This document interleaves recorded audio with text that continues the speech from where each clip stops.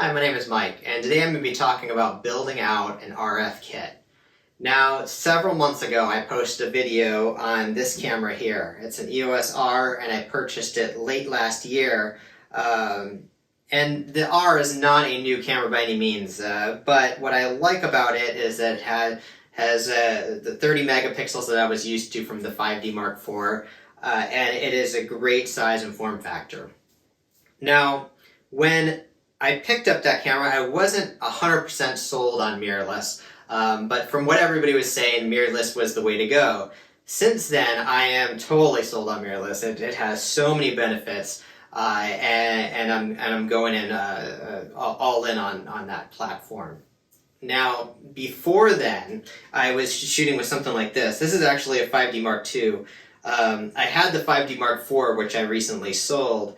But I had it with this 24-70 f2.8 and a 70-200 f2.8. And between these three pieces of equipment, it was really a flexible camera, and I could pretty much take any photo I would ever need to take with those three pieces of equipment. The problem is that it was such a big setup.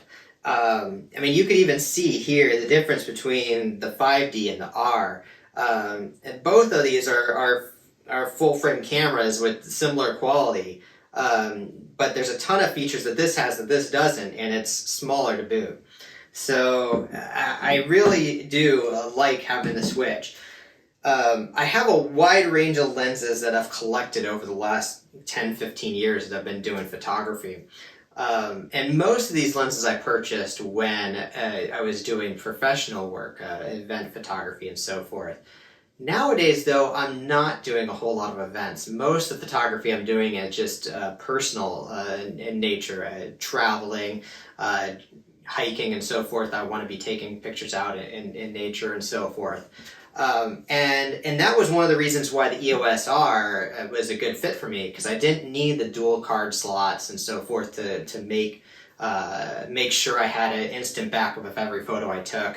And those features are great, but I didn't need to have that.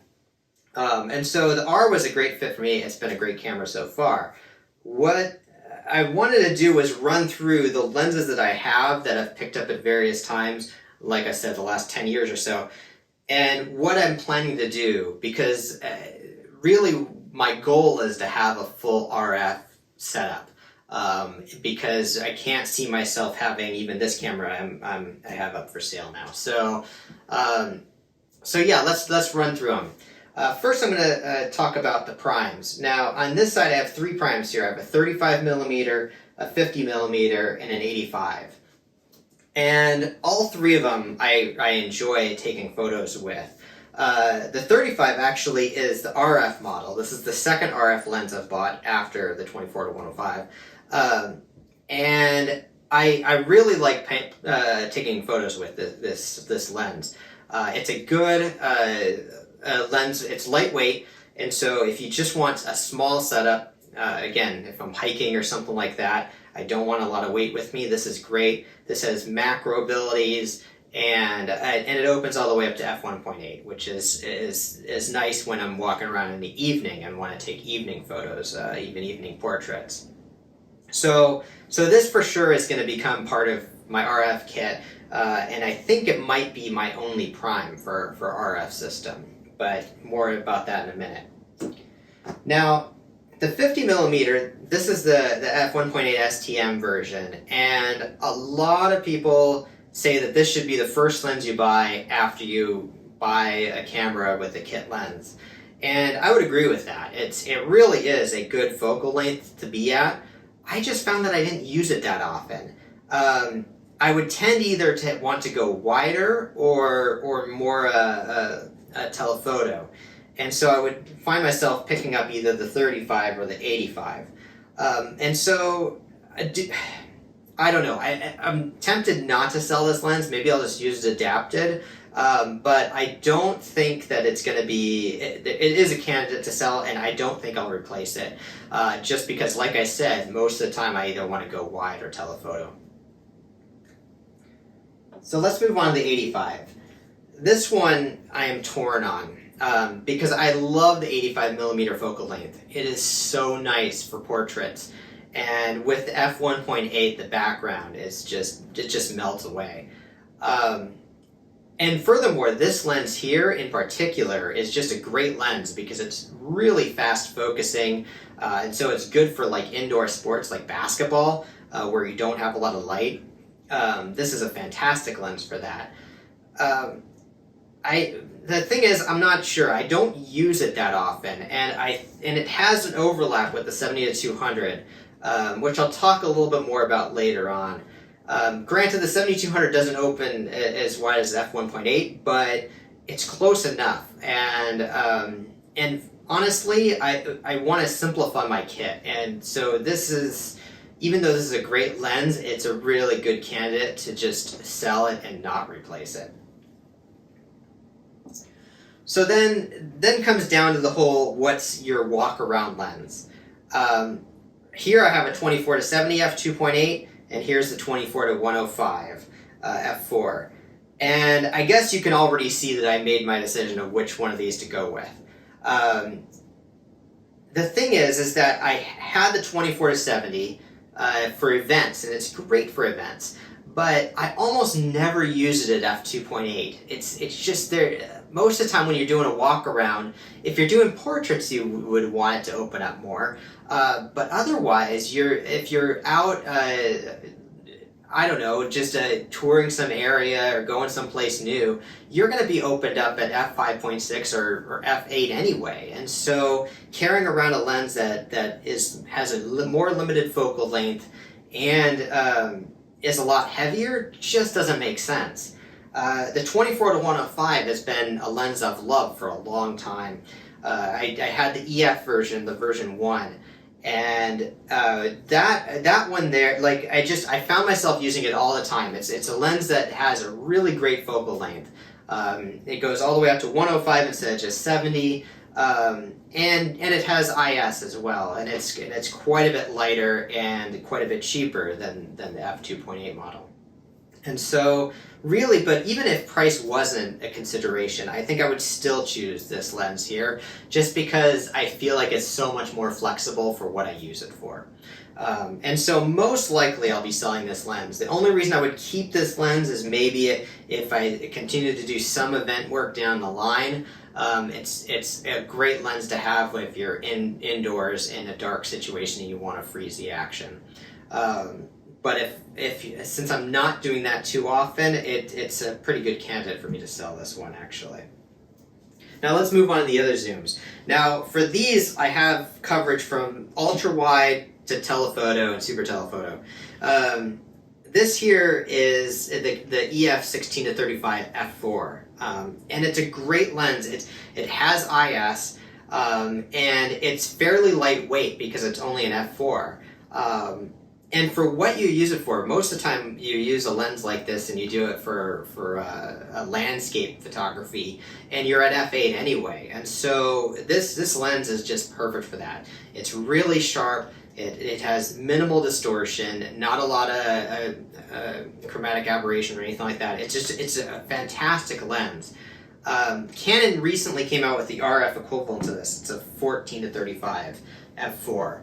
And I think what I'm going to do is I'm going to trade this for that because, honestly, I don't need the f2.8 at this focal length. It's just never been... The only thing that I would use a wider wider aperture for at this focal length would be astrophotography.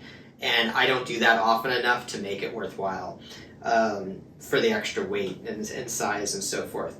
So I'm excited to trade this in, but it's not going to be the first lens I trade in.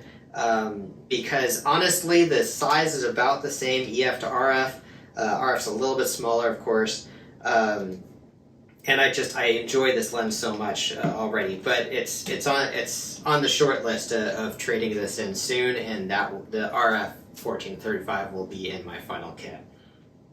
Now this lens here, this is the 70-200 f2.8 IS. Out of all these lenses here, this is my favorite. I love the focal length. I love that when you open it up, the background melts away. It takes excellent portraits. Like, I can't count how many years I've used this lens to take my kids' portraits every year in the fall in our backyard or springtime or whatever. We do portrait sessions for their birthdays usually, and the only lens I need for that is this. And it's an awesome lens, but it has one huge drawback. And that's its size and weight. It is so heavy, and it's just not a lens I want to carry around with me at all. And so I will almost never travel with this lens, and unless I'm doing event photography or something that I would need something like this. But it just doesn't make sense, and so oftentimes when I travel, I'm missing this focal length, and this is something where the RF equivalent to this is supposedly fantastic. So this is going to be my next trade-in. I'm going to be selling this and buying an RF 70-200 f2.8. I thought about going with the f4, but at this focal length, I just want that wide aperture. It just makes such a huge difference, especially when you're using a lens like this for portraits. And so, and the RF version is about half the size of this, and it weighs a pound less. And so, it's going to make such a huge difference. I'm looking forward to trading this one in for that one. I'm a little bit nervous because I love this lens so much, and I'm hoping that the RF lives up to expectations on it, but I don't see any reason why it wouldn't.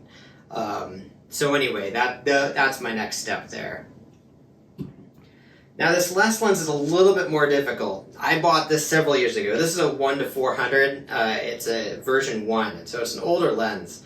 I bought this for wildlife photography, and because having that extra reach out at 400 is really handy. It's also handy if you're doing sports, if you're doing amateur sports mostly, because it's not a fast lens. It's only f5.6 when it's out at 400. But it is a good focal length for that.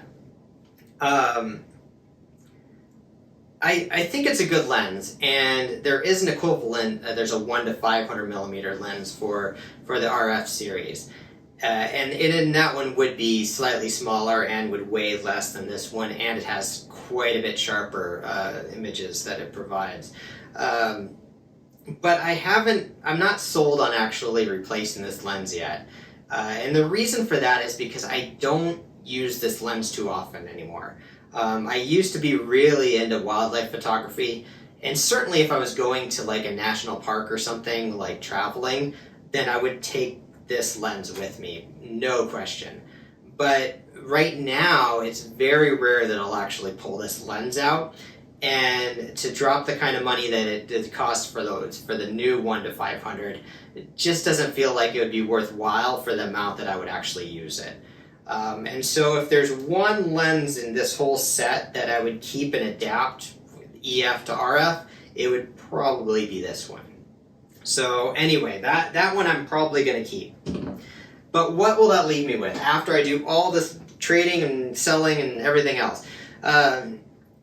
What I'm going to have is I'll have the EOS R, I'll have the ultra wide, the RF 14-35, I'll have a 24-105 f4, and so both of those will be f4 lenses, but at that focal length, I think that's great. If I need something that opens wider to get more of a creamy look to it, then I have a 35 millimeter prime. Sell those, and then I'll have a 70-200 f2.8 IS. Altogether, I think that it covers all the focal lengths, it does it in only a few lenses, and it's just a more compact setup, so I don't have a bunch of extra lenses that I'm not actually reaching for on a daily basis when I'm out taking photos. So anyway, I hope this was helpful for you. If you're thinking about building your own RF kit or using EF lenses adapted, and you're trying to figure out how you're going to move forward in the big transition to RF glass, I hope this helped in that respect. If you had questions about any of my decisions with this or about any of these lenses before I get rid of them, the ones I'm going to get rid of anyway, leave them in the comments below. Hit a like if you enjoyed this video or if it was helpful. And I will see you in the next one. Thanks for watching.